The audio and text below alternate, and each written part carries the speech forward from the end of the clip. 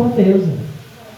E quando ele vai pregar, irmãos, é mistério de Deus. Mas quando você olha assim, diz, rapaz, claro que a Batista do Bosque não faz isso nos cultos oficiais, mas no culto de jovens. E assim, não é que ele vai, irmãos, é o jeito dele, ele não vive daquele jeito, fora ali, ele não anda daquele jeito, ele anda como um homem de Deus, de fato. Mas ele tem aquele modo dele pregar para chamar a atenção dos jovens. E as pregações dele são uma bênção mesmo.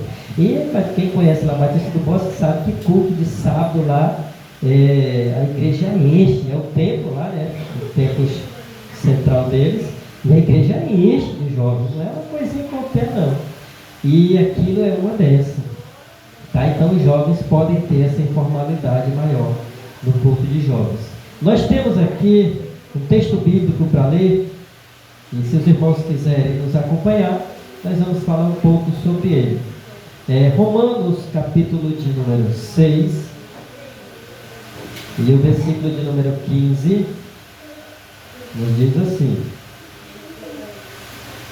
e daí, na minha versão, tá, irmãos? Talvez na sua versão ela seja diferente. E daí, havemos de pecar porque não estamos debaixo da lei e sim da graça? De modo nenhum.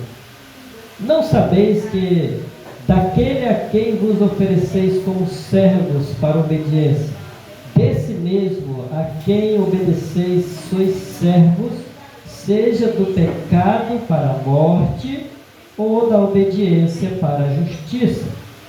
Mas graças a Deus, porque outrora escravos do pecado, contudo, viestes a obedecer de coração a forma de doutrina a que fostes entregues.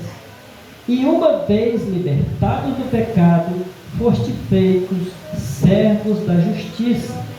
Falo como homem, por causa da fraqueza da vossa carne. Assim como oferecestes os vossos membros para a escravidão da impureza e da maldade para a maldade, assim oferecei agora os vossos membros para servirem a justiça para a santificação. Porque quando eres escravos do pecado, estavais isentos em relação à justiça. Naquele tempo, que resultados colheste? Somente as coisas de que agora vos envergonhais, porque o fim delas é a morte. Agora, porém, libertados do pecado, transformados em servos de Deus, tendes o vosso fruto para a santificação e, por fim, a vida eterna. Porque o salário do pecado é a morte, mas o dom gratuito de Deus é a vida eterna em Cristo Jesus, o nosso Senhor. Você observa aí que Paulo ele faz um paralelo entre a nossa vida antes de conhecer o Evangelho e a nossa vida depois de conhecer o Evangelho. E Paulo diz, irmãos, que antes nós entregávamos os nossos membros, o nosso corpo, com toda a força para o pecado, né? Ele diz, mas talvez agora, talvez não esteja fazendo assim depois que aceitou a Cristo e vive uma vida de bênção. Então, da mesma forma, é o que diz aqui: fala como um homem por causa da fraqueza da carne. Assim como ofereceste os vossos membros para a escravidão da impureza e da maldade para a maldade, assim oferecei agora os vossos membros para servir a justiça, para a santificação. O que ele está querendo dizer? Olha, tá vendo? Lembre quando você tinha aquela vida de vigor para pecar? Pense bem. E é uma coisa muito que nós devemos ter em mente hoje. Imagine quando você era do mundo e gostava de uma festa. Vamos imaginar isso aí. Quem aqui já foi do mundo assim e já andou em festa? Festa mesmo. Aí o que acontece? Não precisa ter vergonha, irmãos. Aqui nós estamos pregando a palavra de Deus e não é para apontar ninguém, é apenas para dar um exemplo. Quando você estava lá e você ia para uma festa, se a festa durasse a noite inteira, você ficava, não ficava? A noite todinha. Aí Paulo está dizendo, naquele tempo, você oferecia os seus membros. E os seus membros? Seu corpo, imagina quem dançava, né? Suas pernas, seu corpo, vai dançar, e dançava, e entrava pela madrugada, e dançava, ia para a mesa na hora do descanso, né? Ia para a mesa e bebia, e voltava a dançar, e bebia, e brincava, e fazia de tudo, que geralmente acontece isso, né? Lá para de madrugada, quando pensa que não, está todo mundo brincando. Então ele diz, olha, vocês esforçavam-se para oferecer os vossos membros para a maldade, para fazer a maldade. Mas agora vocês estão do lado de cá e precisam fazer com que os membros de vocês sirvam com o mesmo vigor para a bondade e para a justiça. Aí fica a pergunta para nós: será mesmo que nós damos o mesmo vigor, a mesma força para as coisas de Deus do que o que nós damos para as coisas do mundo? Talvez não. Isso é uma autoanálise que Paulo está nos levando a fazer. E isso, irmãos, é para todas as áreas da vida. Quando nós vivíamos lá no mundo, até na parte, por exemplo, vamos dizer assim, quando a gente, tipo, eu sou pastor, né? E aí tem aquelas questões de contribuição, aquelas coisas. Sabe o que acontece? Geralmente você diz, já vem mais uma contribuição, já vem mais isso, e já vem mais isso. Porém, quando a gente estava lá no mundo, aí a gente ia fazer aquela feira, irmão. Junto com aquela feira, o que vinha geralmente? Cerveja, né? Aí chegou o final de semana, não, tem que comprar uma caixinha. Agora é caixinha, primeiro era grade, né, que era mais caro. Não, tem que ter, aí acabou, não, mas não, a grade é pouca, uma caixinha é pouca, tem que ser 2, 3, 5. Começa por uma, depois... Aí, ou seja, nesse período, sobra tu dar comida para isto. Aí quando chega depois, não, mas ofertar, agora lá vem o pastor falar de dinheiro, agora vai ter isso. Não darão para vocês não, tá, irmãos? Fiquem tranquilos. É o que a palavra está dizendo para nós. Para a gente perceber, irmãos, que a gente, quando estava lá no mundo, se esforçava mais para fazer o errado do que quando nós estamos do lado de cá para fazer o certo. Né? Geralmente a gente se esforça muito mais. Aí, imagine o jovem. Os jovens até foram embora, não era bom que tivesse ficado aqui. Está namorando com alguém que está lá do outro lado, no segundo distrito. Aí desobedece o pai, desobedece a mãe, se manda para se encontrar. Mas aí chega, agora ele não é mais aquela pessoa, aceitou Jesus, está uma bênção. Não, vamos um culto lá no templo. Não, eu não vou fazer esse esforço. Não, muito longe, difícil, né? O culto terminou 9h10, meu Deus do céu. Mas se fosse a festa, fica até 3 da madrugada.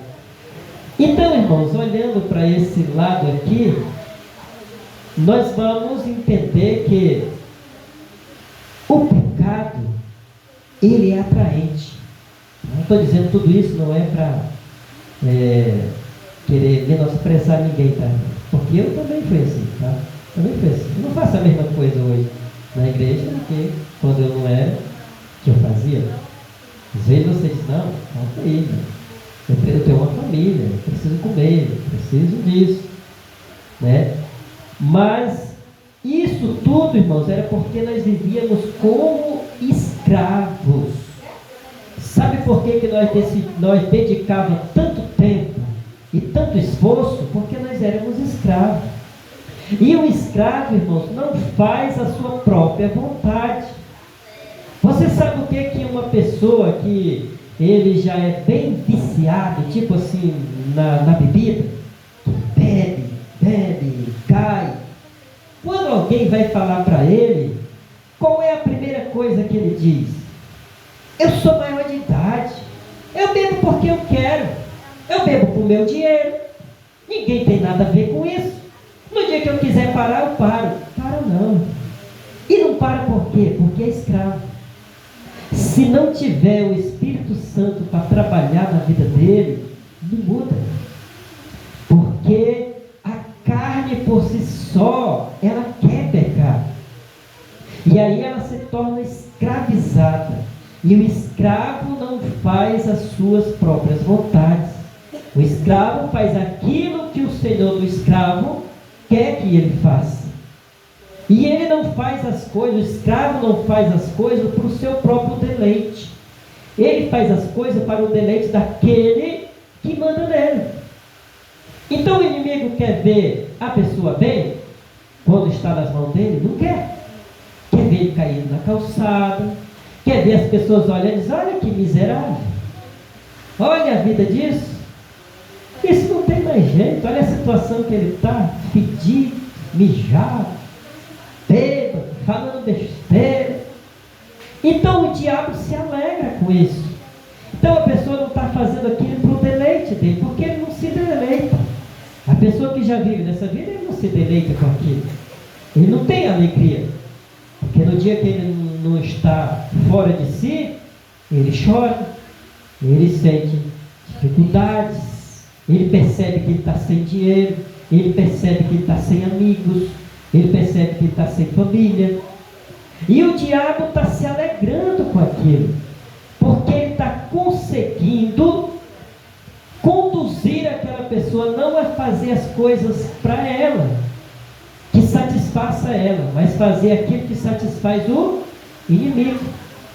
Então ele diz, olha, naquele tempo o que acontecia? Assim como ofereceste os vossos membros para a escravidão da impureza, naquela época vocês eram escravos.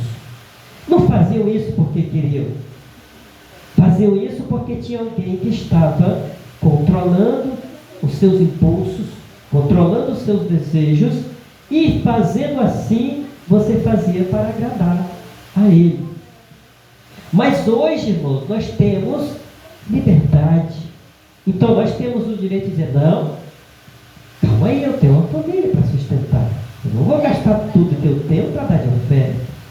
Eu não vou gastar tudo que eu tenho eu não vou também arriscar a minha vida, porque Deus, o próprio Deus fala que não devemos tentar a Deus, porque eu tenho que ir para tal lugar a determinada hora, sendo que lá é perigoso. Então tem coisas que nós hoje, com liberdade, Deus nos dá essa liberdade de pensar assim, mas no passado não. Então eu sabia que eu ia para uma festa que eu podia chegar lá vivo e sair morto, sabia? Mas eu estava escravo, então eu ia mesmo assim. Eu sabia que eu ia para lá, e se eu era casado e deixei o cônjuge em casa que não queria que eu fosse para a festa, porque as pessoas que gostam muito de festa, às vezes são pessoa casada, um gosta de festa e o outro não, e o que gosta de festa vai para a festa e deixa o outro em casa. Tem muito casal que faz isso. O homem vai para a festa e deixa a mulher em casa, e às vezes a mulher vai para a festa e deixa o homem em casa, e sabe que lá pode haver traição, pode haver tudo que não presta, porque depois que bebe não sabe nem o que está fazendo, mas vai por quê? Porque é escravo, porque está escravizado, não é isso? E quando a pessoa é escrava, não faz as suas vontades, faz a vontade daquele. Então nós observamos que o pecado, irmãos, ele faz o que primeiro? Ele rouba a paz da pessoa. Quer ver? Você abre aí a sua Bíblia em Romanos capítulo 3, versículo 17. Eu estou com as duas Bíblias abertas, porque essa Bíblia aqui é uma versão, essa daqui é outra. Eu li nessa versão, tá, irmãos? Mas na hora de ler aqui os versículos, se os irmãos não encontrarem, eu procuro e leio na outra versão, que é a mais comum que os irmãos têm. Tá bom? Romanos, capítulo de número 3, versículo 17. Nós vamos perceber que o pecado, ele rouba a paz do ser humano. Acharam? Pode ler.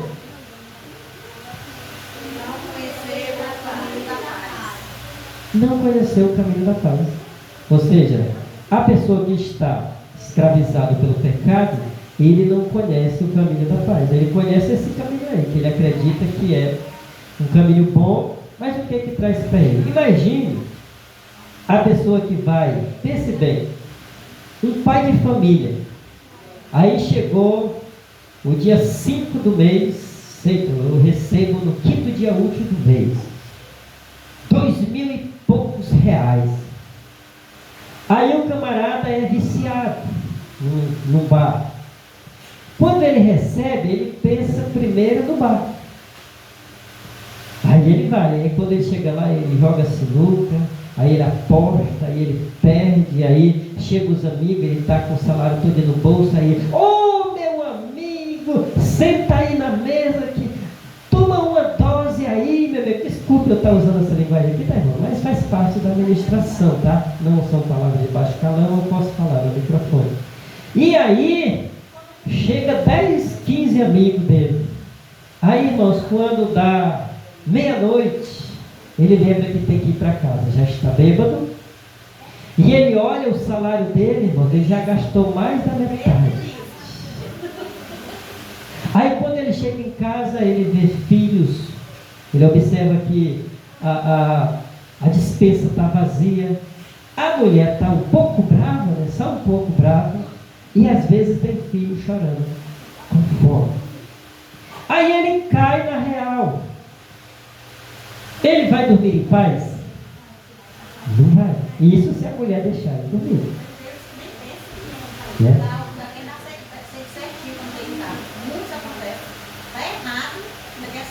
Mas aí ele não vai ficar em paz, porque no mínimo ele vai brigar mais a esposa. Aí quando pensa que não, tem panelas voando para tudo. Não vai dormir em paz. Porque o pecado rouba a paz. Quem vive no pecado, diz o versículo aqui, é bem curtinho, mas não conheceu a paz. Não tem como.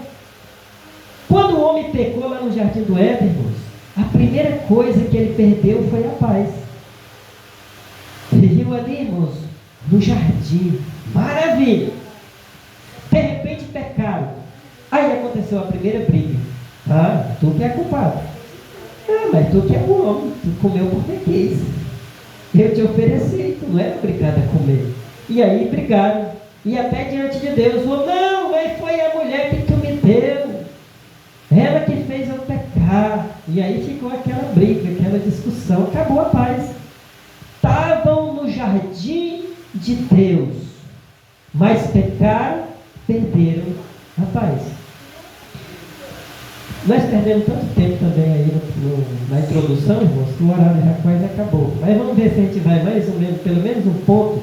O pecado também quebra a comunhão. Quer ver? Abra aí a Bíblia em Gênesis 3:8. Fala da queda, já acabei de falar aqui, mas leia para você não dever de perto. Romanos não, tá? Mas é Gênesis 3:8. Vê se alguém acha aí. Pode ler, voz alta.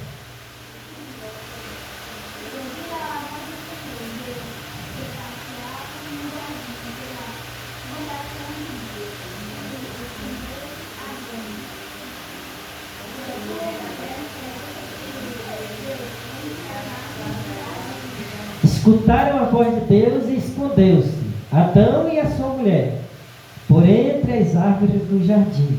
Mas o homem não era acostumado a conversar com Deus, irmão. Vamos dizer assim na nossa linguagem. É claro que ali, irmão, estava numa dimensão espiritual. Ninguém sabe quantos milhões de anos passavam um dia daquele. Mas vamos imaginar como nós aqui. Nós estamos hoje, acabou de passar a tarde aí. Imaginemos que foi ontem à tarde. Deus passou e começou, e aí, Adão, tudo bem? Como é que estão os animais? Aí, claro, a Bíblia não diz isso, é uma conjectura. Conversou, tudo bem, aí lá vem Deus no outro dia. Adão, cadê você, Adão? Adão estava com medo e escondido. Ele havia perdido a comunhão com Deus. Por conta do quê? Do pecado. Então o pecado, ele rouba a paz e ele também quebra a comunhão entre Deus e o homem. Aí você vai observar que Isaías 59, eu acho que no versículo 2, se não me falha a memória, vai nos dizer que o pecado ele faz separação entre nós e Deus. Não é isso? Isso aí, irmãos, é a realidade. Ou seja, o pecado separa o homem de Deus. O homem está vivendo uma bênção na presença de Deus. Pecou, irmão, ele vai se distanciar do seu Criador. Também o pecado ele vai tirar a coragem da pessoa, ou seja, vai gerar medo. Porque Abraão disse para Deus: eu ouvi a tua voz e... o que ele disse? Me escondi. Então você se escondeu porque estava com medo. Você vai se esconder de uma coisa que você não tem medo? Mas se você tiver com medo e você puder se esconder, você vai se esconder, não vai? Vê aquelas crianças que têm medo, quer dizer, tem criança que ela passa a ter medo de uma determinada pessoa, que se ela vê aquela pessoa, ela corre, ela se esconde, ela grita, ela chora. Então ela fica com medo. Abra aí a sua Bíblia em Provérbios 28:1. Provérbios é logo após o livro dos Salmos, tá? O Salmo está bem no meio da Bíblia, então é fácil de achar. 28:1. Mas vamos só passar esses pontos aqui, porque não vai dar tempo de fazer uma pregação bem detalhada. Vai.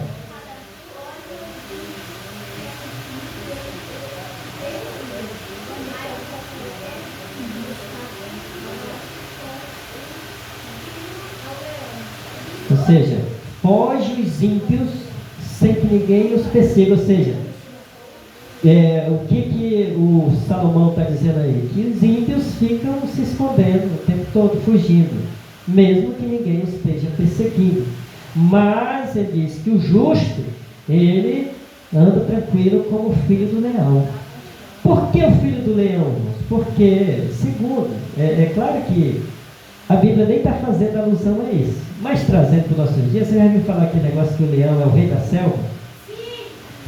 Então você sabe que no meio dos animais é poucos animais que têm coragem de enfrentar um leão, principalmente uma leoa com um filhote.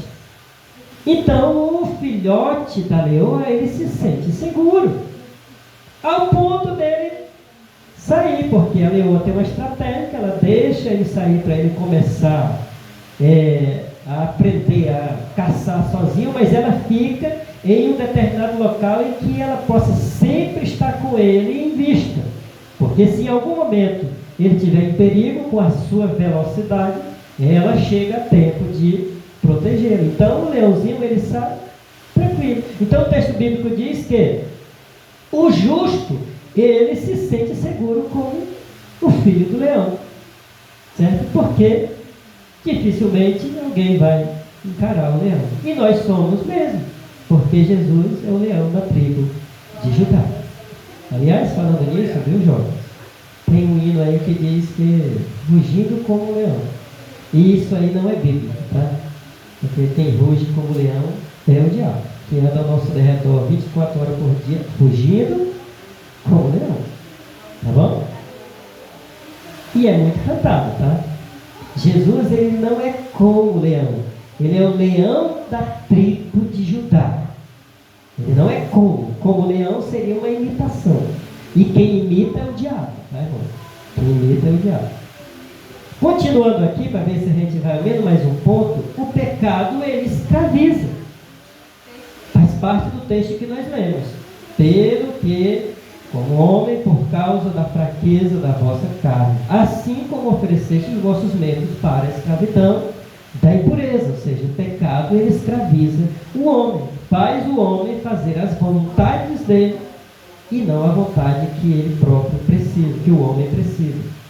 O pecado também leva à morte. Também faz parte do que nós lemos aqui no versículo 23, porque o salário do pecado é a morte.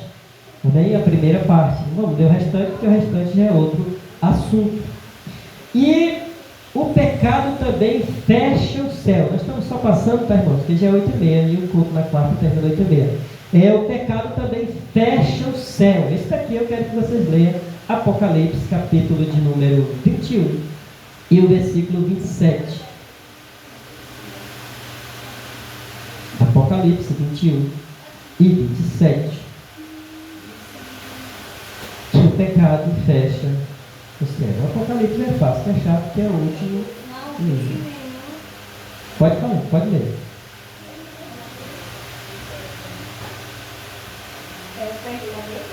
É o versículo 27 do capítulo 21 de Apocalipse. E não entrará nela, pois alguém que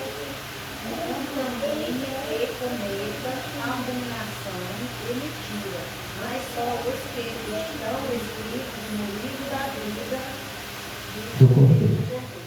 Então você observa aí está falando de quê? O que vocês acham? Não entra nela, ela quem? Isso aí está falando da cidade santa, tá? Está falando da cidade santa. Se você pegar a Bíblia e ler o contexto anterior a isso aí, você vai ver que está falando da cidade santa. E aí diz nesse versículo que nela, ou seja, na cidade santa, não entra nada que contamine, nada abominável, e aí por diante. Ou seja, em outras palavras, o pecado fecha o céu para nós, não é verdade? Porque lá não entra nada que contamine. E por último, o último ponto, o pecado também destitui da glória de Deus. Destitui da glória de Deus. Romanos capítulo 3 e 23 diz que todos pecaram e destituídos estão da glória de Deus. O que é destituído? O que é destituído? É arrancado, é tirado. Se nós fôssemos assim para a gente entender bem, imagine que o nosso governador do estado fosse impeachmentado. Ele seria destituído do seu cargo, certo? Ou seja, o homem tinha uma posição de comunhão com Deus, certo? Mas o pecado destituiu essa posição que ele tinha. Tanto que, o que Deus fez com o homem? Expulsou do jardim do Éden. Por que Deus expulsou o homem do jardim do Éden? Quem sabe? Só por causa do pecado? Só por causa da desobediência? O pecado foi a causa primária, tá? Porém, lá no jardim do Éden tinha a árvore da vida. E a partir do momento que o homem pecou, ele perdeu o direito de participar da árvore da vida. Se ele permanece ali, ele poderia tocar no fruto da árvore da vida e ele ser pecador eternamente, sem direito à salvação, certo? Então, como Deus tinha plano de resgatar o homem, ele expulsa o homem do jardim do Éden e ele coloca proteção na entrada do jardim. Isso é questão espiritual, não é visível aos olhos humanos. Ele colocou proteção na entrada do jardim do Éden para que o homem não corresse o risco de acessá-lo, para ele não ter acesso à árvore da vida. E quando vamos ter acesso à árvore da vida? Quando nós formos arrebatados. Amém? Só na presença de Deus. Aí você vai ter acesso à árvore da vida. Então o homem foi expulso do jardim do Éden para não ter acesso à árvore da vida em pecado e se tornar pecador eternamente. Aí não teria mais jeito. Certo? Amém? Os irmãos entenderam a mensagem de hoje? Amém. Lembre-se que quarta-feira é isso mesmo, é ensino. Tá? Então, irmãos, quero convidar vocês a se colocar em pé. E amanhã tem culto de missões, não tem? Mas nós não vamos colocar transporte não, tá? Se alguém quiser, fique à vontade. E tem mais avisos, sábado culto de jovens, domingo nós temos Escola Bíblica Dominical e Santa Ceia, tá bom? E à noite nós teremos culto.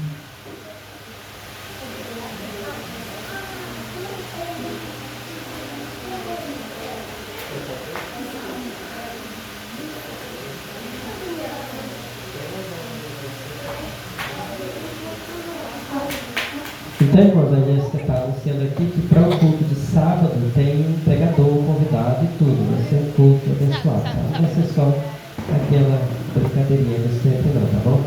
Então, os jovens se preparem, se organizem e participem. Se tudo der certo, nós estaremos aqui, tá? Também no sábado, tá? Então vamos orar agradecendo a Deus. Eterno Deus, louvado seja o teu santo nome, Pai querido. Nós te damos graça por mais este culto que o Senhor nos concede. Obrigado pela vida dos teus filhos que vieram esta noite, Pai querido, recompensa-os. E agora, Senhor, leva-nos em paz e segurança para os nossos lares. E nos dá uma noite, Senhor, tranquila, abençoada e em paz na Tua presença, Pai querido. É assim que nós oramos e assim nós te agradecemos em o nome de Jesus. Amém. Que o Senhor te abençoe e te guarde. Que o Senhor faça resplandecer o seu rosto sobre ti e tenha misericórdia de ti. Que o Senhor sobre ti levante o seu rosto e te dê a paz. Que a graça de nosso Senhor Jesus Cristo, o amor de Deus, nosso Pai, a comunhão e a consolação do Espírito Santo seja com todos e todos digam. Amém.